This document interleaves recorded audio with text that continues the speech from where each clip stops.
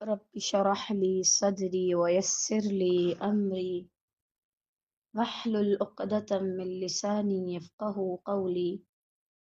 رب زدني علما، اللهم فقهنا في الدين، اللهم بارك لنا في أوقاتنا، اللهم أخلصنا لوجهك الكريم.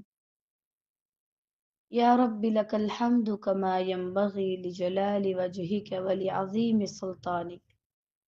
اللهم صل على محمد صلى الله عليه وسلم وعلى آل محمد صلى الله عليه وسلم. الحمد للہ رب العالمین.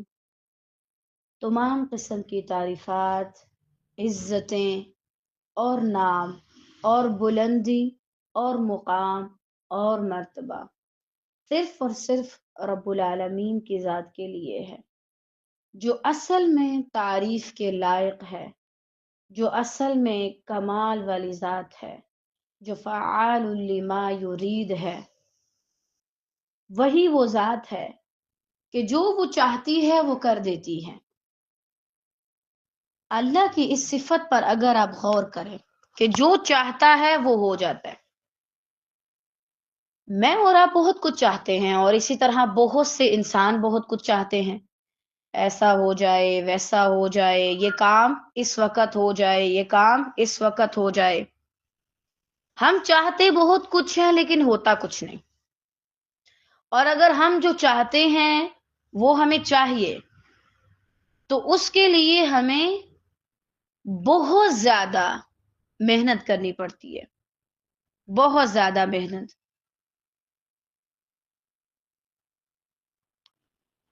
لیکن اللہ سبحانہ و تعالی، اس کی شان الگ ہے.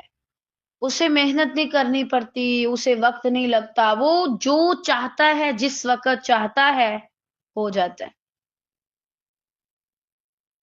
تو اللہ تعالیٰ کی صفات پہ لازماً غور و فکر کیا کریں، اور اپنے رمضان کا لازماً یہ ٹارگٹ رکھیں کہ مجھے اللہ کی کسی نہ کسی ایک صفت پر تدبر کرنا ہے انشاءاللہ. اس سے آپ بہت کچھ سیکھیں گے. ابھی جیسے میں نے آپ کو بتایا نا کہ ہم جو چاہتے ہیں بعض اوقات ہم پوری زندگی اس پہ لگا دیتے ہیں تب بھی اس کو حاصل نہیں کر پاتے. اللہ رب العالمین جو چاہتا ہے اس کا صرف چاہنا ہی اس کام کو کر دیتا ہے. اللہ تعالیٰ کو کوئی بڑی معذلہ محنت کی ضرورت نہیں پڑتی ہماری طرح کہ وہ اس لیول پہ جا کے کام کرے. بس اس کی چاہت ہے تو وہ کام ہو جائے گا. بس ایسی ہی ذات ہے کہ جو تعریفوں کے لائق ہے. تو ہمیں قطعاً اللہ رب العالمین کے کسی بھی کام میں، کسی بھی چیز میں مداخلت کرنے کی کوشش نہیں کرنی چاہیے، اور نہ ہی اسے برا کہنا چاہیے. الحمدللہ رب العالمین. ہم پڑھ رہے تھے پارہ 20 سورۃ العنکبوت. کل ہم نے قوم لوط کا واقعہ مکمل کیا اللہ کے فضل سے، اور شعیب علیہ السلام کی قوم کا واقعہ سٹارٹ کیا. اور جب ہم اسے پڑھ رہے تھے کس طریقے سے ہمیں جوابات مل رہے تھے، ہمیں محسوس ہو رہا تھا جیسے بات ہم ہی سے کی جا رہی ہے، اور ایک الگ طرح کا احساس تھا جو شاید ہم کبھی کسی اور کو نہ بتا سکیں. بس جب بھی آپ کو کبھی زندگی میں موٹیویشن کی ضرورت پڑے، آپ کو ضرورت پڑے کہ آپ کو سمجھ آئے آپ اس وقت کس کیفیت سے گزر رہے ہیں، اس کا حل کیا ہے، قرآن کی طرف رجوع کریں. پھر اللہ تعالیٰ آگے سے کوئی بھی سبب بنا دے کہ وہ کسی انسان کے ذریعے آپ کو سنواتا ہے یا کس چیز کے ذریعے، اول آپ قرآن کی طرف آئیں. ہم نے کل کی آیات میں دیکھا تھا کس طریقے سے شعیب علیہ السلام نے اپنی قوم کو اللہ کی طرف دعوت دی، انہیں کہا کہ اللہ کی عبادت کرو. عبادت کا مطلب بھی ہم نے سمجھنے کی کوشش کی تھی، اور کس طریقے سے ورج الیوم الآخر اپنی قوم کو یہ حکم دیا، آخرت کے دن کی امید رکھو. مجھے یقین ہے کہ آپ لوگوں نے لازماً کوشش کی ہوگی کہ جو بھی کام کریں اسپیشلی سوچ کے اس نیت سے کریں کہ مجھے اس کا اجر آخرت پہ چاہیے، تاکہ دنیا میں آپ کی نظریں ارد گرد سے اجر نہ ڈھونڈتی پھریں، کہیں سے کوئی صلہ نہ ڈھونڈتی پھریں، آپ کی آنکھوں میں یہ چیز آئے نہ کہ آپ اس چیز کی تلاش شروع کر دیں۔ اور اس کے بعد ہم نے فساد کے بارے میں دیکھا تھا، کس طریقے سے ان کو روکا گیا کہ فساد نہ مچاؤ۔ اب اس کے بعد آگے ہے آیت 87۔ بسم اللہ الرحمن الرحیم۔ فَكَذَّبُوهُ فَأَخَذَتْهُمُ الرَّجْفَةُ فَأَصْبَحُوا فِي دَارِهِمْ جَاثِمِينَ۔ پھر بھی انہوں نے انہیں جھٹلا دیا۔ اب ایک شخص آپ کو اتنی محبت کے ساتھ تبلیغ کر رہا ہے، آپ کو سمجھا رہا ہے، آپ کو وہ چیزیں بتاتا ہے جو آپ کی دنیا تو سنوارتے ہیں، ساتھ ہی ساتھ آپ کی آخرت بھی سنوار دیتے ہیں۔ اب ایسا شخص جو اتنے اخلاص کے ساتھ کام کر رہا ہے، آپ کیا کرتے ہیں؟ فَكَذَّبُوهُ، اس کو جھٹلا دیتے ہیں۔ اور جھٹلایا کبھی بھی اس چیز کو نہیں جاتا جس کو آپ جانتے نہیں، جھٹلایا تبھی جاتا ہے جب آپ جانتے ہوں۔ جب آپ جان لیتے ہیں یہ چیز ٹھیک ہے، آپ کا دل مان لیتا ہے، اس کے باوجود آپ محض اپنے دل کی بات مانتے ہوئے اس چیز کو ریجیکٹ کر دیتے ہیں۔ اور اس کا بہت بڑا وبال ہے اللہ کے ہاں۔ آپ کسی چیز کو سمجھ لیں، سن لیں، آپ کو پتا ہو سامنے والا آپ کی خیر خواہی کر رہا ہے، اس کے باوجود آپ اس چیز کو جھٹلا دیں، پھر آتا ہے اللہ کا عذاب، پھر اللہ رب العالمین اپنا عذاب بھیجتا ہے، اور اس عذاب سے پھر کوئی بھی بچ نہیں سکتا۔ ان پر کیا عذاب آیا؟ فَأَخَذَتْهُمُ الرَّجْفَةُ، آخر انہیں زلزلے نے پکڑ لیا، اور وہ اپنے گھروں میں بیٹھے کے بیٹھے مردہ ہو کر رہ گئے۔ اب اس قوم پر اللہ تعالیٰ کا عذاب نازل ہوا، اور یہ عذاب کیا تھا؟ زلزلے کا آنا۔ آپ کو پتہ ہے اگر کوئی بڑی مضبوط عمارت بھی ہے نا، بڑی مضبوط عمارت بھی، تو وہ صرف کچھ پرسنٹیج تک کے زلزلے کو برداشت کر سکتی ہے، لیکن انسان کو جو گھبراہٹ ہوتی ہے، جو خوف محسوس ہوتا ہے، وہ ساری الگ چیزیں ہیں۔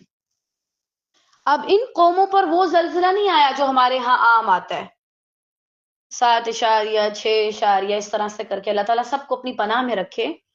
یعنی ہمارے ہاں اتنا کم ہوتا ہے اور کتنا زیادہ نقصان ہوتا ہے۔ میرا خیال ہے 2003 یا 2005 میں ہماری امی بتاتی ہیں، اللہ تعالیٰ ان پہ رحم کرے، کہ زلزلہ آیا تھا، اور اب وہ سخت تھا۔ آپ کو پتہ ہے وہ صرف 7 سے اوپر کا تھا، اور اس کی وجہ سے کتنا زیادہ نقصان ہوا تھا آپ لوگوں میں سے بہت سے لوگ جانتے ہوں گے، حالانکہ وہ ایک ہمارے لیے ایک نارمل لیول کا تھا۔ آپ حساب لگائیں کہ اتنا زیادہ بڑھا چڑھا کے جب ان قوموں پہ یہ عذاب آیا ہوگا تو ان کا کیا حال ہوا ہوگا، اللہ معاف کرے۔ اللہ رب العالمین نے دنیا میں خیر بھی رکھی، شر بھی رکھا، کچھ چیزیں ہمارے لیے فائدے والی بھی ہیں اور نقصان والی بھی۔ اللہ چاہے تو چیزوں کا فائدہ بھی بڑھا سکتا ہے، اور اللہ چاہے تو چیزوں کا نقصان بھی بڑھا سکتا ہے۔ جب ہم اللہ کی نافرمانی کرتے ہیں تو پھر جو شر ہوتا ہے وہ بڑھا دیا جاتا ہے، جیسے ان کے لیے تھا۔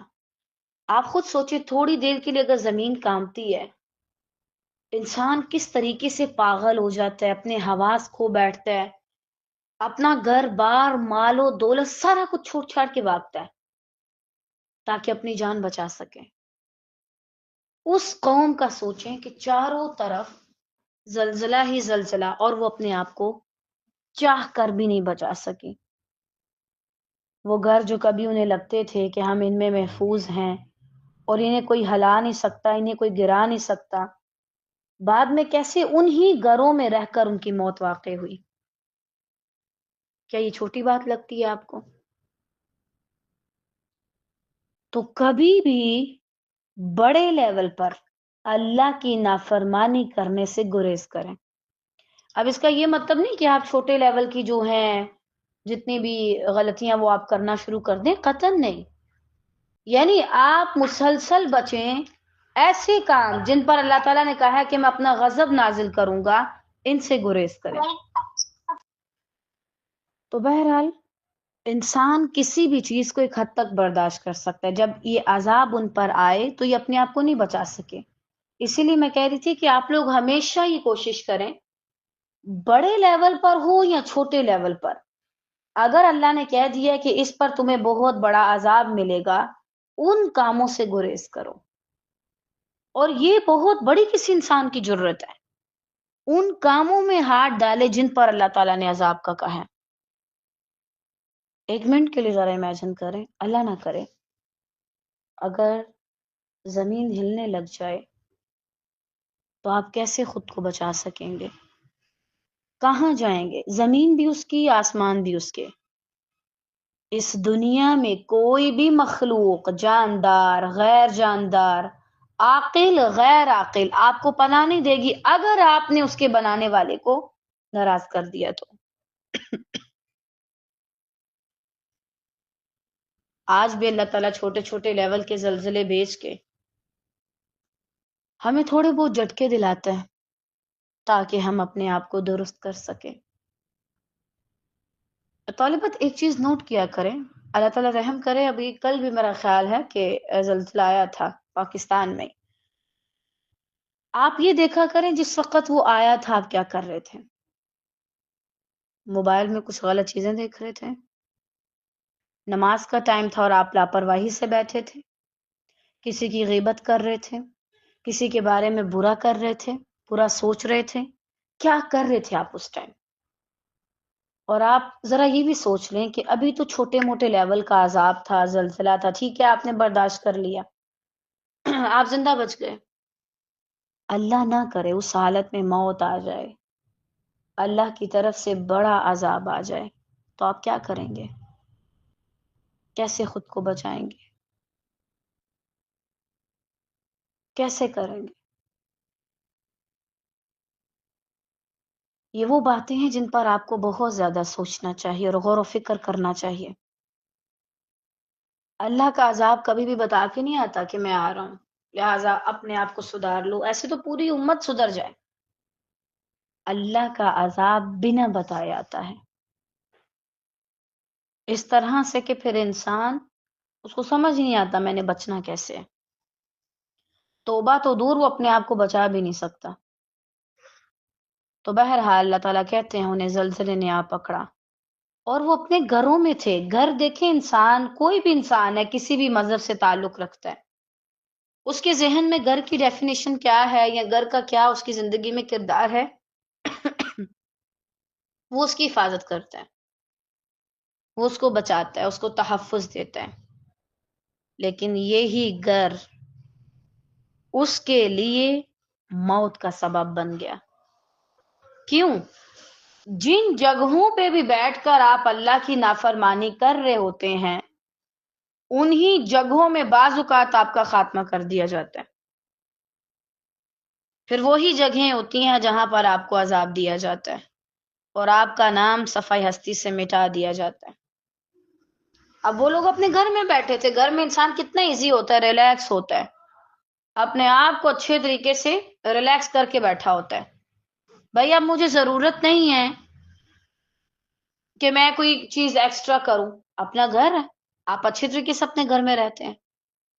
لیکن یہی گھر ایک دم سے اللہ کا عذاب آ جائے، پھر انسان کدھر جائے؟ کہاں جا کر پناہ لے؟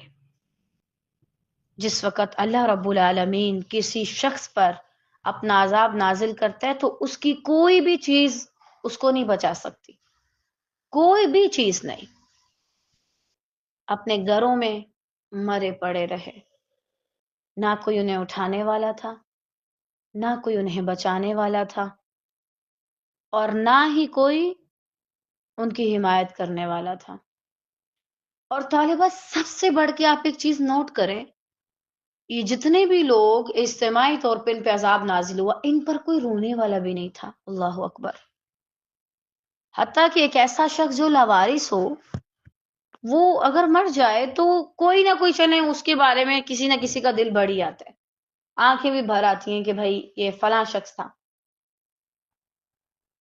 اللہ کے نافرمان اور وہ لوگ جو اللہ کے عذاب کی وجہ سے ہلاک کیے جاتے ہیں نا، جن پر اللہ کا عذاب نازل ہوتا ہے، ان پر کوئی رونے والا بھی نہیں ہوتا۔ جیسے اللہ تعالیٰ قرآن مجید میں کہتے ہیں فما بکت علیہم السماء والارض، اس طرح کر کے آیت ہے، ان پر نہ تو آسمان رویا اور نہ ہی زمین۔ کیا آپ امیجن کر سکتے ہیں، ایک طرف وہ لوگ خود کو کہتے تھے کہ ہم بڑے اچھے ہیں، ہمارا بہت بڑا مقام ہے، ہمارے بغیر کوئی رونق نہیں ہے، لیکن جب وہ مرے تو اس حال میں کوئی ان پر رونے والا بھی نہیں تھا، افسوس کرنے والا بھی نہیں تھا۔ انسان بھی یوں ہی سمجھتا ہے میں مر گیا، لوگ میرے بغیر نہیں رہیں گے، لوگ تو پاگل ہو جائیں گے، کوئی روئے گا، کوئی کچھ کرے گا۔ واللہ لوگ رو لیں، کچھ بھی کر لیں، بعد میں کسی کو پرواہ نہیں، اور تم اللہ کے حضور چلے جاؤ گے، پھر تمہارا اور اللہ کا معاملہ۔ زیادہ سے زیادہ بھی جس شخص کو تم سے محبت ہے تمہارے لیے نہیں مرے گا، تمہارے لیے اپنی زندگی کو نہیں روکے گا، تو تم کس خوش فہمی میں اپنے دوستوں کے ساتھ مل کے اللہ کی نافرمانیاں کر رہے ہو؟ آج جو لوگ کہتے ہیں نا کہ بھائی آجو ہمارے ساتھ سینما میں مووی دیکھنے، ہمارا تمہارے بغیر دل نہیں لگتا، تمہارے مرنے کے بعد ان کا دل لگ جائے گا، ہر جگہ لگ جائے گا۔ اپنے آپ کو کبھی بھی اس دھوکے میں نہ رکھیں کہ آپ کی وجہ سے کسی پہ اتنا اثر پڑے گا کہ وہ اپنی زندگی روک دے، قطعاً نہیں، کوئی نہیں روکتا۔ کیا آپ کے گھر میں کبھی کسی کی ڈیتھ نہیں ہوئی؟ اللہ تعالیٰ سب کے گھروں پہ رحمت کرے خیر سے، لیکن کیا کوئی آپ کا ایسا ریلیٹیو جو دنیا سے جا چکے آپ اس کے پیچھے کتنی بار گئے ہیں؟ کوئی نہیں جاتا۔ کیا ان کی وجہ سے آپ نے کھانا پینا چھوڑ دیا، عیدیں منانا چھوڑ دیا، شاپنگ کرنا چھوڑ دی، شادیاں کرنا چھوڑ دی؟ نہیں، سارا کچھ ہوتا ہے۔ یہ حقیقت ہے ہر انسان کی۔ فَأَصْبَحُوا فِي دَارِهِمْ جَاثِمِينَ، انسان کا اینڈ ہو جائے گا، اس کے بعد وہ بندہ جانے، اس کے اعمال جانے اور اس کا رب جانے، بس۔ سارے انسان جو پسند کرتے ہیں، جو نفرت کرتے ہیں، وہ زندگی سے نکل جاتے ہیں، اور پھر ایک وقت آتا ہے ایسے ہو جاتا ہے جیسے کوئی تھا ہی نہیں۔ بہت سے لوگ ہیں پچھلی صدیوں میں گزرے ہیں، اور کچھ اس صدی کے شروع میں اس دنیا سے گئے ہیں۔ وہ خود کو کیا سمجھتے تھے؟ ہمارے بغیر لوگ نہیں رہ سکتے، ہمارے بغیر رونق نہیں لگے گی، ہمارے بغیر کوئی اچھا، چلیں جیسے ان کے پیشے تھے، کوئی ناچ نہیں سکتا معاذ اللہ، ہمارے علاوہ کوئی اچھا گانا نہیں گا سکتا۔ دنیا ہے، ایک جاتا ہے تو 20 آ جاتے ہیں، کوئی فرق نہیں پڑے گا، نہ زمین کو، نہ آسمان کو، نہ آپ کے اس بستر کو جس پر آپ سوتے جائیں، نہ ہی آپ کے ان کپڑوں کو جنہیں آپ ابھی پہنتے ہیں، نہ ہی اپنی ان ضروریات کی چیزوں کو جن کو آپ ابھی استعمال کرتے ہیں، کسی کو کوئی فرق نہیں پڑے گا، نہ ان چیزوں کو جن کو آپ کھاتے ہیں کوئی فرق نہیں پڑے گا، نہ اس مال کو جسے آپ سنبھال سنبھال کے رکھتے ہیں اور جس پر آپ بڑا گھمنڈ کرتے ہیں۔ اس آیت کو اپنے پاس لکھ لیجئے اور اس کو روزانہ دیکھا کریں اور سوچا کریں اگر اللہ کی نافرمانی کرو گی یہی حال ہوگا تمہارا۔ اور جیسے میں نے آپ کو بتایا نا کہ جو ہمارے ہاں زلزلے آتے ہیں یہ وہ نہیں تھا، یہ بہت اس سے بڑھا چڑھا کے تھا۔ انسان کو اللہ معاف کرے، ایک سیکنڈ کے لیے بھی اگر چکر آتے ہیں تو کیسے سارا کچھ گھوم جاتا ہے۔ ان کو مقصد کیا تھا؟ تکلیف دینا، اس سے پہلے پھر خوف، اور پھر وہ ایک دم سے دل کی دھڑکن کا تیز ہو جانا۔ بعض روایات میں آتا ہے کہ ان اقوام پر ہی تقریباً زلزلے کے ساتھ ساتھ چیخ کا بھی عذاب آیا، اور وہ چیخ کیسی تھی؟ ان کے کانوں کے پردے پھٹ گئے، اور بعض روایات میں آتا ہے کہ ان کے دل پھٹ گئے۔ اللہ اکبر۔ اور رب جس نے ہمیں سننے کی طاقت دی، ہم اس سے بڑی لذت محسوس کرتے ہیں گانوں کو سنتے سنتے. اگر کسی بھی چیز کی تھوڑی سی سپیڈ بڑھا دی جائے نا تو یہی کان، آپ ان کے ہونے پہ افسوس کریں کہ مجھے یہ کان ملے کیوں، مجھے یہ قوت ملی کیوں ہے، مجھے سننے کی طاقت کاش نہ ملتی، کاش میں نہ سن سکتی.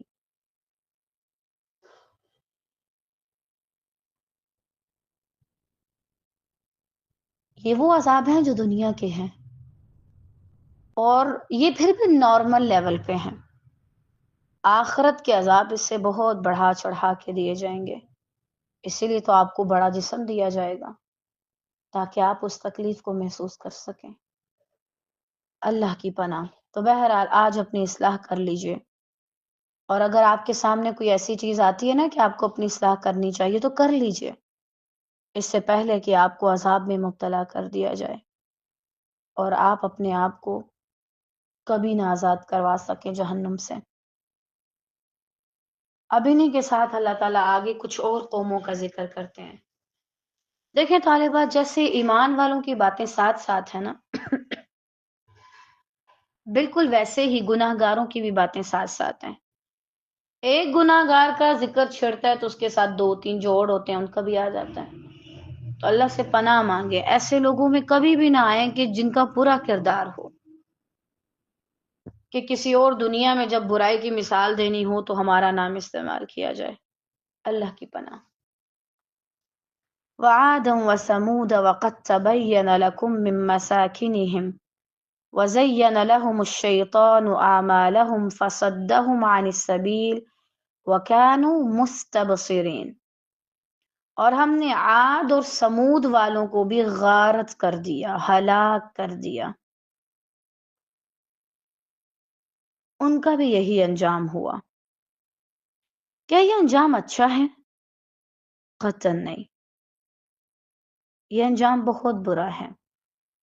لیکن چونکہ انہوں نے اللہ کی نافرمانی کی، اس وجہ سے اللہ نے انہیں یہ سزا دی. طالبات ایک چیز پہ نا اپنے دماغ پہ بہت زیادہ کنٹرول رکھیں. تقریباً ایک دن میں انسان کے دماغ سے جتنے خیالات گزرتے ہیں وہ 60,000 سے زیادہ ہیں. اللہ رحم کرے. میں آج ہی شاید کل یہ ریسرچ پڑھ رہی تھی اور میں حیران ہو رہی تھی کہ توبہ استغفار. دماغ بھی بہت بڑی آفت ہے ہم سب کے لیے. اللہ تعالیٰ ہمیں اس کا اچھا استعمال کرنے کی توفیق دے خیر سے. بہرحال اپنے دماغ میں کبھی بھی یہ خیالات اگر آ بھی جائیں تو ان کو بھیج دیں واپس، ٹھہرائیں نہیں ایسے خیالات کو. مثلا اچھا اللہ تعالیٰ نے جو ہے نا اگر ان کو جہنم میں ڈالنا تھا تو بنایا کیوں؟ کیونکہ یہ چیزیں اتنی عام ہو چکی ہیں، اتنی عام ہو چکی ہیں، مجھے تعجب ہو رہا ہے لوگ کر کیا رہے ہیں. صحیح بات ہے، شاید ہم ابھی سمجھدار ہوئے ہیں یا شاید لوگ ابھی بگڑے ہیں. صحیح بات ہے، اتنا اختلاف ہر بات پہ اللہ پہ سوال اٹھا رہے ہیں. ہمیں بھوکا کیوں رکھوایا جا رہا ہے؟ معاذ اللہ ہمیں کیوں کہا جا رہا ہے کہ ہم اتنے گھنٹے کے لیے بھوکے رہے؟ تو بھائی آپ کھا لیں پی لیں، آپ کو تھوڑی اللہ تعالیٰ نے زبردستی کہا. دیکھیں صرف ایک بات، اس نے مجھے پیدا کیا ہے، اس کا حق ہے مجھ پہ، میرا فرض بنتا ہے کہ میں اس کی خاطر قربانیاں دوں، میں اس کا کہا مانوں کیونکہ اس نے مجھے بنایا. ہم کبھی بھی اللہ سے یہ بدگمانی نہیں لگا سکتے معاذ اللہ کہ یا اللہ میں اگر یہ غلط کام کر رہی ہوں تو آپ مجھ سے کروا رہے ہیں. معاذ اللہ قطعاً نہیں. اللہ نے مجھے اتنا بڑا دماغ کہاں سے دیا؟ دماغ اسی لیے تو دیا تاکہ میں اس کے ذریعے پہچانوں اور اپنی اصلاح کروں. یہ قوم عاد اور سمود یہ بھی انہی لوگوں میں سے تھے. ہٹ درم دینی ہوگی تو خدا خود ہی ہدایت دے دے گا، ہمیں کیا ضرورت ہے؟ تم اپنی عقل نہیں استعمال کرتے. تمہیں اپنی عقل استعمال کرنی آتی ہے جب تمہیں شادی کرنی ہو. تمہیں محبت کرنا آتی ہے، وہ جذبہ بھی تو اللہ نے دیا نا، پھر وہ کیوں کرتے ہو؟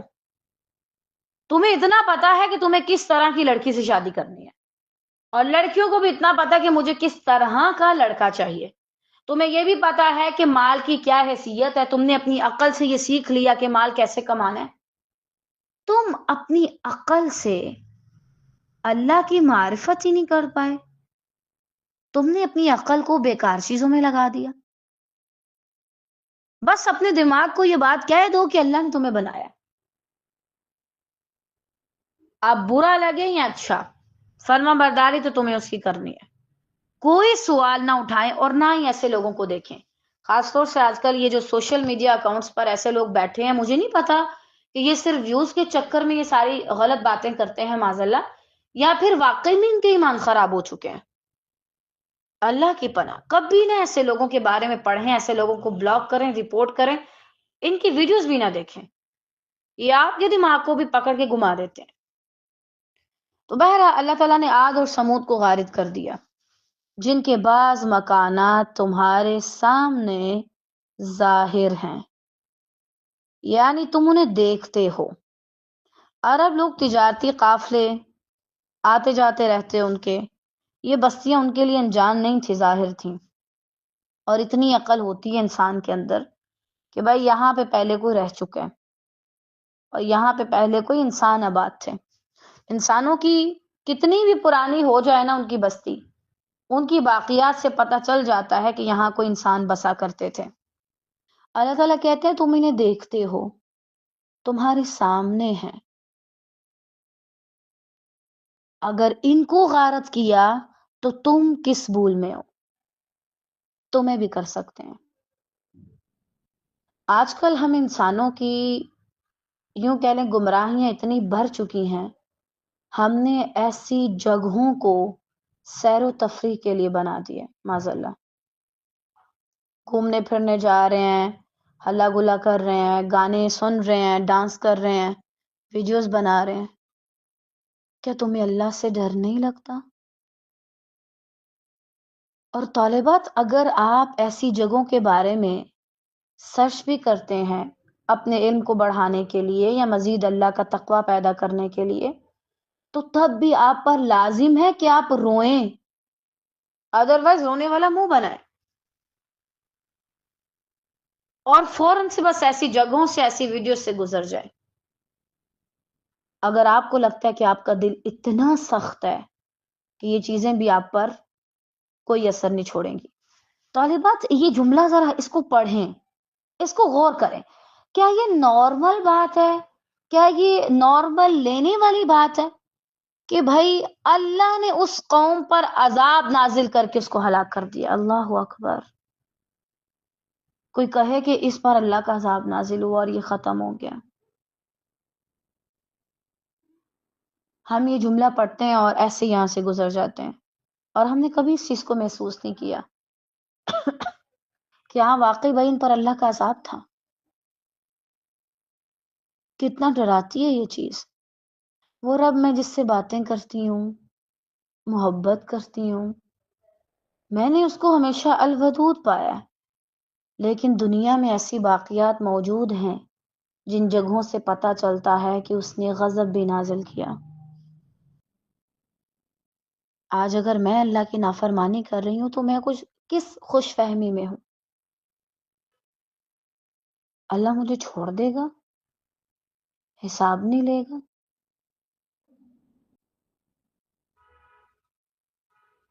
لے گا، لازماً لے گا.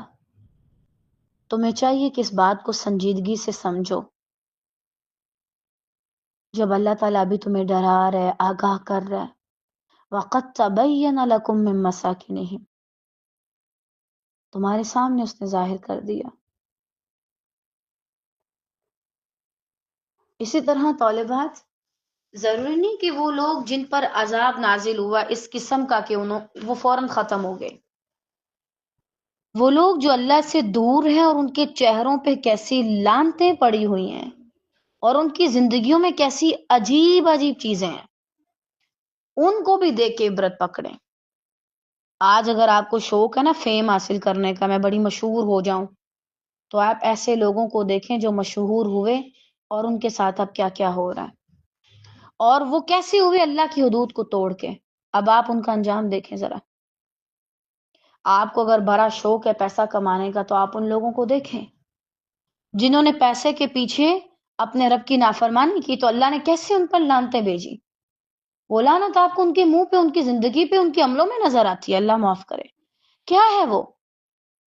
ایویں کوئی سا بھی ایونٹ نکال لیتے ہیں. یہ کیا ہے؟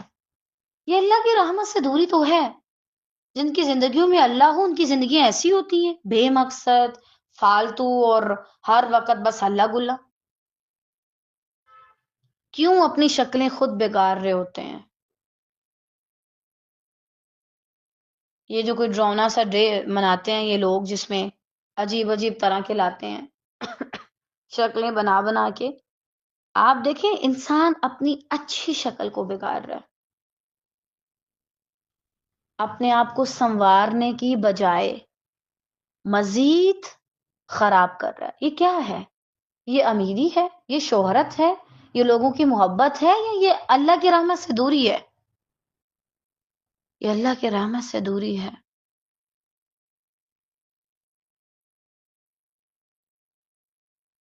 ہر ایسی چیز سے اللہ کی پناہ میں رہیں جن پر بڑے عذاب سے پہلے چھوٹے عذاب ہیں، آپ ان کو بھی سمجھتے ہیں، جن پر بڑے عذاب ہیں آپ ان کو بھی سمجھتے ہیں۔ اسی طرح طالبات، آپ ان لوگوں کو بھی بڑے اچھے سے سمجھ سکتے ہیں جو اللہ کی حدود کو تجاوز کر کے تعلقات بناتے ہیں، محبت کرتے ہیں، رشتے بناتے ہیں، جو بھی کرتے ہیں، کیسی تباہیاں ہوتی ہیں ان کی زندگی میں، آپ سوچ نہیں سکتے۔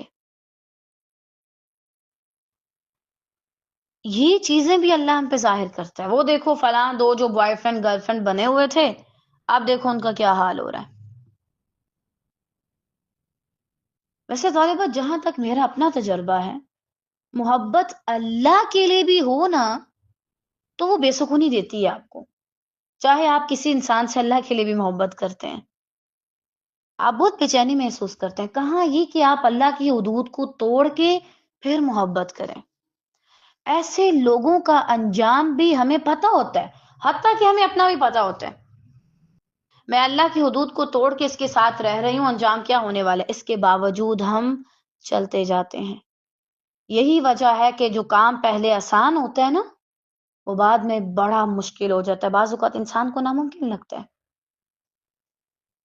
اسی طرح گناہوں کی بات ہے، بعض لوگوں نے جو گناہ کیے، آپ ان کا انجام دیکھ سکتے ہیں۔ آپ دیکھیں کس کو نہیں پتا، اللہ معاف کرے، یہ جو لوگ ٹی وی ڈراموں میں کام کرتے ہیں اور اس طرح کی حرکتیں کرتے ہیں، آپ کو کیا نہیں پتا ان کے ساتھ کیا ہوتا ہے؟ اللہ تعالیٰ بعض کو ظاہر بھی کر دیتا ہے، پھر بھی لوگ اس طرف بھاگتے ہیں۔ ظاہر ہو گیا سارا کچھ، اس کے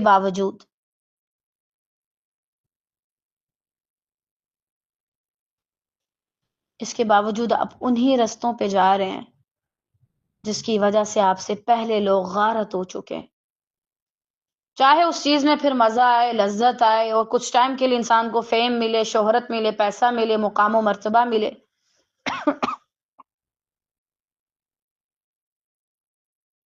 لیکن آخر کیا ہے؟ بربادی، غارت، تباہی۔ تم پر لازم ہے کہ جب اللہ کسی عمل کا انجام تم پر ظاہر کر دے تو تم اس عمل سے رک جاؤ، ورنہ اگر تم یہ دیکھ کر بھی کہ اس کا انجام کیا ہے نہیں رکے تو بعد میں تم واپس آنا بھی چاہو تو نہیں آ سکو گے۔ اور شیطان نے انہیں ان کی بدعمالیاں آراستہ کر کے دکھا دیں، یعنی وہ جو بھی غلط کام کرتے وہ انہیں اچھا لگتا۔ آپ کو یہ بات سن کے حیرانگی ہوگی، جو بھی کام غلط ہوتا ہے نا، شیطانی کام، اللہ کو ناراض کرنے والا کام، وہ شروع میں آپ کے نفس کو بڑا اچھا لگتا ہے، شروع میں آپ کو وہ سکون دیتا ہے، خوشی دیتا ہے، اور انسان کو بڑا اچھا لگ رہا ہوتا ہے، اور انسان پورا اعتماد کے ساتھ وہ کام کر رہا ہوتا ہے، کیونکہ اسے یقین ہوتا ہے یہ کام اچھا ہے، جو کام میں کر رہا ہوں وہ ٹھیک ہے۔ یہ کیا ہے؟ شیطان کا ان کے اعمال کو مزین کر دینا۔ ابھی جوانی کے دن ہے بھائی، جوانی اچھی سے گزارو، پھر بڑھاپے میں دیکھ لیں گے توبہ شوبہ کا سین کیا بنتا ہے۔ اچھا دیکھو، یہ گناہ نہیں ہے، دیکھو سونے، یہ تو سارے لوگ کرتے ہیں نا، یہ گناہ نہیں ہو سکتا، تم بھی کر لو۔ اچھا دیکھو، میں تمہیں کہہ رہا ہوں، حیا ہونی چاہیے آنکھوں میں، اور تم پردہ اوڑے بیٹھی ہو، یہ بھی اسی چیز میں آتا ہے۔ اس طرح کسی کی غیبت کر رہے ہیں تو اس میں بڑا اچھا لگ رہا ہے اور کہہ رہی ہیں اس کے اندر واقعی ہے، اور میں اس کے منہ پہ بھی کہہ سکتی ہوں۔ اسی طرح غلط تعلقات کو مزین کر کے دکھانا۔ تم نے تو زندگی میں خوشی ہی اب دیکھی ہے، اس سے پہلے کا غموں میں مڑے پڑے تھے۔ یہ سارے فریب ہوتے ہیں۔ انسان کو خود بھی کہیں نہ کہیں پتا ہوتا ہے غلط ہے، غلط ہے، غلط ہے، پھر بھی وہ شیطان کی تسلی کو قبول کر کے اپنا بیڑا غرق کر لیتا ہے اور اپنے آپ کو جہنم تک لے جاتا ہے، جب شیطان کہتا ہے کہ نہیں تم تو صحیح کر رہے ہو۔ دیکھو آج کل کاروبار میں اگر ہیرا پھیری نہیں ہوگی تو چلے گا کیسے؟ ہیرا پھیری تو کرنی بنتی ہے۔ دیکھو یہ تو تمہارا حق ہے، یہ تو سارے لیتے ہیں، تمہیں بھی یہ لینا چاہیے۔ اس طرح کی باتیں جب انسان کرتا ہے تو سمجھ لیجئے کہ یہ انسان نہیں، اس کے بیچ میں ایک شیطان بول رہا ہے جو اس کو کہہ رہا ہے کہ یہ سارے کام اچھے ہیں۔ ہاں ٹھیک ہے بھائی، روزہ رکھ کے کچھ بھی کرتے پھرو، خیر اللہ کی طرف سے تمہیں معافی ہے۔ یہ بھی دھوکے ہیں۔ آج کے دور میں پتہ ہے طالبات مسئلہ کیا ہے؟ مسئلہ یہ نہیں ہے کہ لوگ گناہ گار ہیں۔ اللہ کے بندوں میں سے بعض نے سو قتل کر کے بھی، زنا کر کے بھی اللہ کو راضی کر لیا ہے۔ ہمارے گناہ اس بڑے لیول پہ چاہے نہیں ہے۔ ہم زیادہ گناہ گار کیوں ہیں؟ کیونکہ ہم اپنے گناہ نہیں مانتے۔ ہم کہتے نہیں میں تو اچھا کر رہی ہوں، اور جب کوئی کام بڑا برا نکل آئے تو پھر اس میں ہم کیا کہتے ہیں خود کو بچانے کے لیے؟ میری نیت اچھی تھی، میری نیت ایسی نہیں تھی۔ بھائی ہم نے آپ کی نیت کا چارٹ ڈالنا ہے، آپ کی نیت تو اللہ کے پاس ہے، وہ کیسی ہے، کس لیول کی ہے، وہ آپ جانے اور آپ کا رب جانے۔ ہمیں تو آپ کے اعمال سے غرض ہے۔ آپ کوئی کہہ دے نہیں میں نے کسی کے ساتھ معاذ اللہ زنا کیا لیکن میری نیت اچھی تھی، بھائی اس میں کیا نیت اچھی ہے آپ کی؟ جی میں نے کسی کے گھر میں چوری کی اور میری نیت اچھی تھی۔ نیت اچھی تھی تو چوری کی ہی کیوں؟ زنا تک آئے ہی کیوں؟ بھائی ہاں میں مانتی ہوں کہ میں اس سے ملنے گئی تھی لیکن میری نیت خراب نہیں تھی۔ بھائی اگر نیت خراب نہیں تھی تو ملنے کیوں گئی؟ کیا لگتا ہے تمہارا؟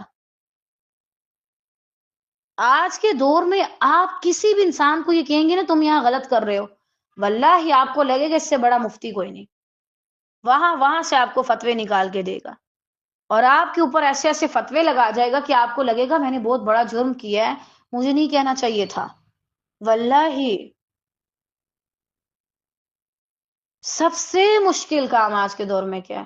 اپنے آپ کو غلط کہنا۔ ہاں تم غلط ہو، حد سے بڑھ رہی ہو، زیادہ آگے جا رہی ہو، غلط جگہ پہ پاؤں رکھ رہی ہو۔ ہم نہیں مانتے۔ کیوں نہیں مانتے؟ انا کی وجہ سے، اور اس سکون کی وجہ سے جو وقتی سکون ہمیں اس غلط کام سے مل رہا ہوتا ہے۔ اچھا پتہ ہے طالبات ایک اور جملہ ہے ہمارے ہاں بڑا مشہور ہے، غلط کام کبھی سکون نہیں دے سکتا۔ ہمارے ہاں یہ جملہ مشہور ہے نا، ایسا نہیں ہے۔ جیسے میں نے آپ کو کہا نا کہ غلط کام شروع میں آپ کو وہ سکون دیتا ہے جو آپ نے پوری زندگی محسوس نہیں کیا ہوتا۔ غلط کام شروع میں سکون دیتا ہے تبھی تو وہ اچھا لگتا ہے، پھر انسان کیا کہتا ہے؟ سمجھ نہیں آتی اتنا غلط کام کر کے بھی سکون کیسے ہو سکتا ہے؟ کیونکہ آپ نے اللہ کا راستہ چھوڑ دیا، نفس لوامہ کا قتل کر دیا، آپ کوئی ملامت کرنے والا بچا ہی نہیں، اب بچے ہیں آپ اور آپ کا نفس اب مارا، اب آپ بیٹھے رہے اور کرتے رہے غلط کام۔ نفس لوامہ تو ہے نہیں، نفس ہمارا اب آپ کو شاباشیں دے گا کہ ہاں بھائی تم صحیح کر رہے ہو، صحیح لائن پہ چل رہے ہو، سبھی یہ کرتے ہیں۔ کوئی بھی غلط کام جب آپ شروع میں کرتے ہیں آپ کو سکون ملتا ہے وقتی، تبھی آپ دوبارہ کرتے ہیں نا۔ جو حلال چیزیں ہیں نا وہ شروع میں تھوڑا بے سکون کرتی ہیں اور آخر میں مکمل سکون دیتی ہیں آپ کو۔ جو حرام اور ناجائز چیزیں ہوتی ہیں وہ شروع میں آپ کو سکون دیتی ہیں اور آخر میں ایسا بے سکون کرتی ہیں کہ آپ بعض اوقات اپنی جان بھی لے لیتے ہیں۔ شراب پینے والا کیوں شراب کی مقدار بڑھاتا ہے؟ اس کو سکون مل رہا ہوتا ہے، لذت مل رہی ہوتی ہے، پھر اینڈ پہ اس کا وہ حال ہوتا ہے کہ اللہ کی پناہ۔ بعد میں پھر انسان تنگ آتا ہے، بعد میں پھر انسان چیختا چلاتا ہے کہ ہو کیا رہا ہے میرے ساتھ۔ اس سے پہلے شیطان ایسے ہی آپ کو غلط کام اچھے کر کے دکھائے گا.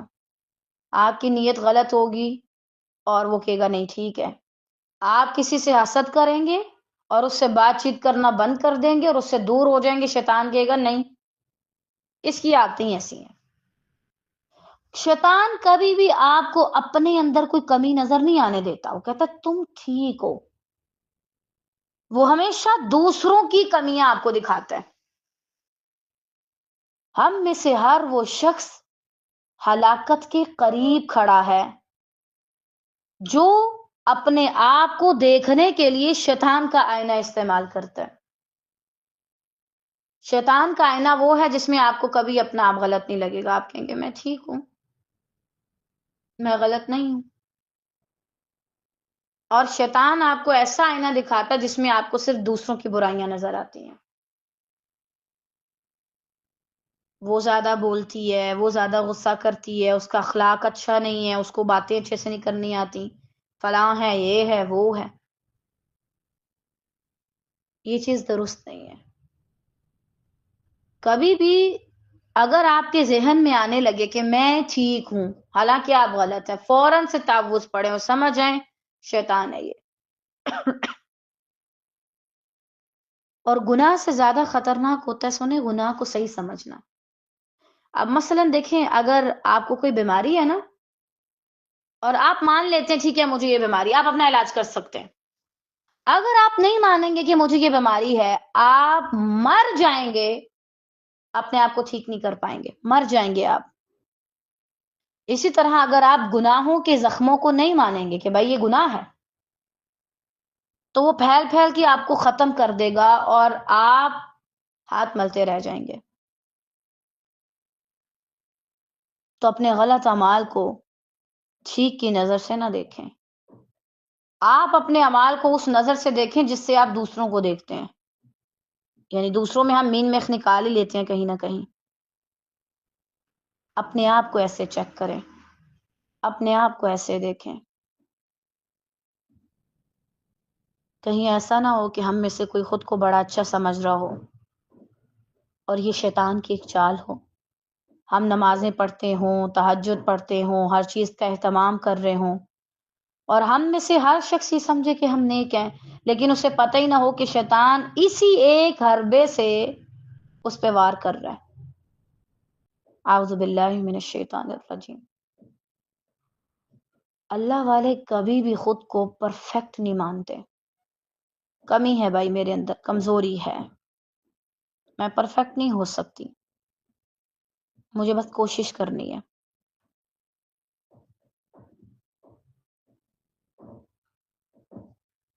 تو یہ مطلب ہے فَزَيَّنَ لَهُمُ الشَّيْطَانُ أَعْمَالَهُمْ. انسان کہتے ہیں میں تسبیحات ہی تو کر رہا ہوں. اس جگہ پہ کیوں کر رہے ہو جس جگہ پہ اللہ نے اور اس کے رسول صلی اللہ علیہ وسلم نے حکم نہیں دیا؟ انسان کہتا ہے چلو میں تو قرآن ہی پڑھ رہا ہوں. تم اس جگہ پہ قرآن نہیں پڑھ سکتے جس جگہ پہ پڑھنے سے اللہ نے منع کیا.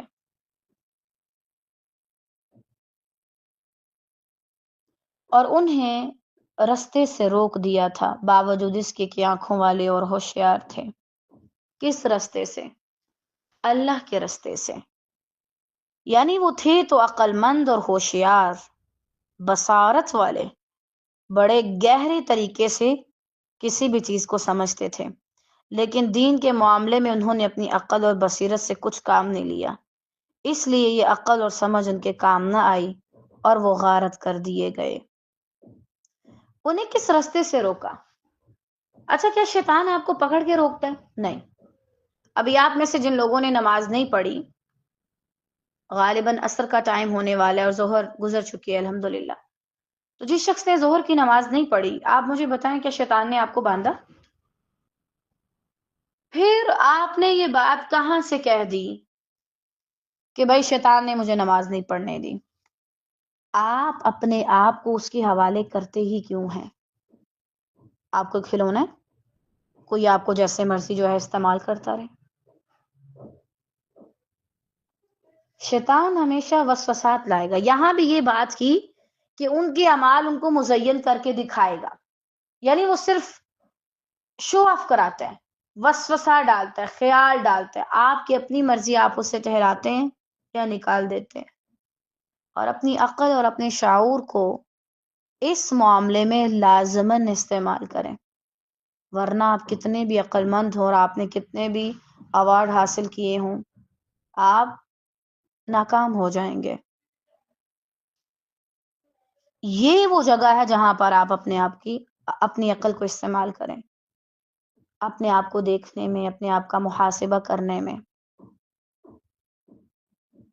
اور جتنا زیادہ آپ اللہ کے قریب ہوں گے اتنا زیادہ فصدہم عن السبیل، آپ کے رستے میں رکاوٹیں آئیں گے.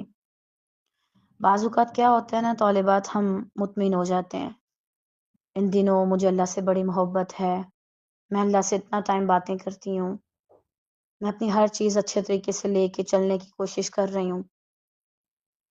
بیچ میں کیا ہوتا ہے نا، کوئی آزمائش آ جاتی ہے، کوئی وسوسہ آ جاتا ہے، اور بعض اوقات وہ وسوسہ اتنی دیر ٹھہرتا ہے انسان کو لگتا ہے ان قریب میں اپنا ایمان کھو دوں گا، میں نہیں برداشت کر پا رہا.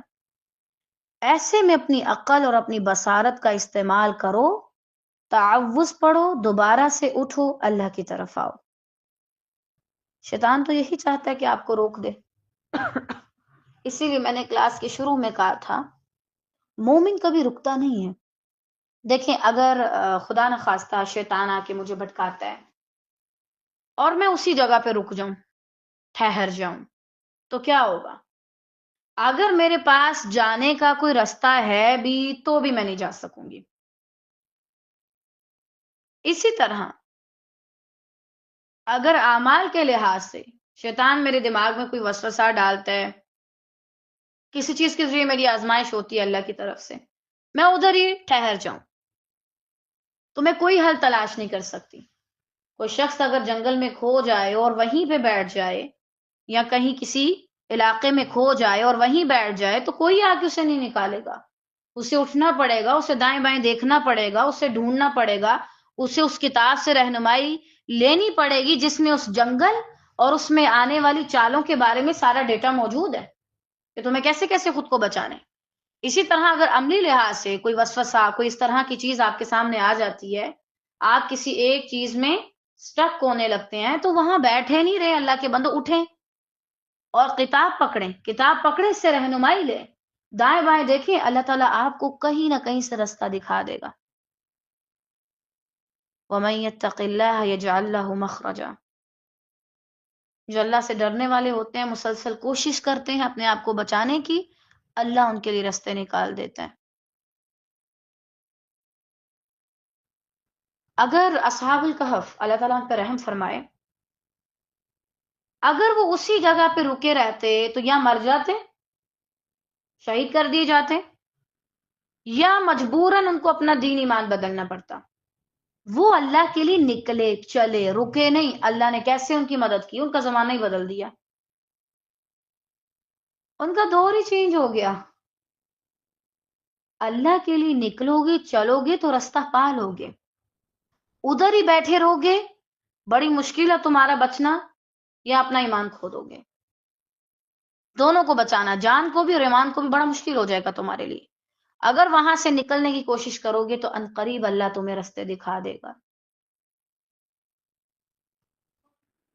اس لیے اپنے اوپر بہت زیادہ کام کریں. کسی بھی اپنے عمل کو خود سے سائن کر کے نہ دے دیں میں سارا کچھ ٹھیک کر رہی ہوں. اپنے آپ سے پوچھیں، سوال کریں، یہ کام کیا تھا، اس کی پیچھے نیت کیا تھی، اس کا طریقہ کیا تھا؟ کہیں ایسا تو نہیں تم اللہ تعالیٰ کے رستے سے رک رہی ہو، کسی اور کو روکنے کا سبب بن رہی ہو؟ اللہ کے رستے میں مسلسل دوریں لگاؤ، چلتے رہو، چلتے رہو، تب جا کر کے تمہیں تمہاری منزل ملے گی. یہ مسلسل جنگ ہے، روزانہ میری جنگ ہے میرے نفس امارہ کے ساتھ، اور روز یا تو وہ ہار جاتے ہیں یا میں ہار جاتی ہوں. اللہ کے ہاں تو میری کوشش لکھی جا رہی ہے نا.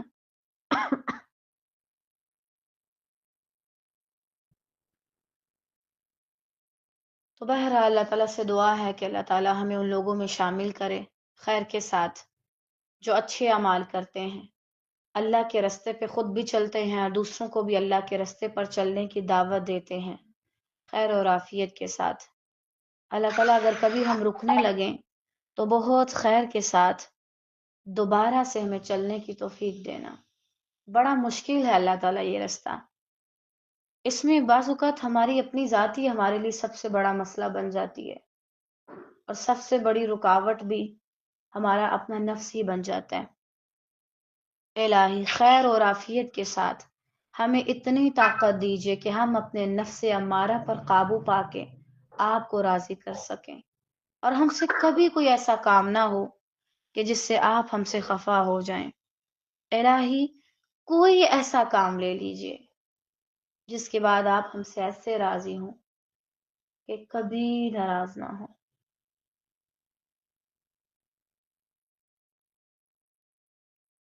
آمین یا رب العالمین۔ بارک اللہ فیکم۔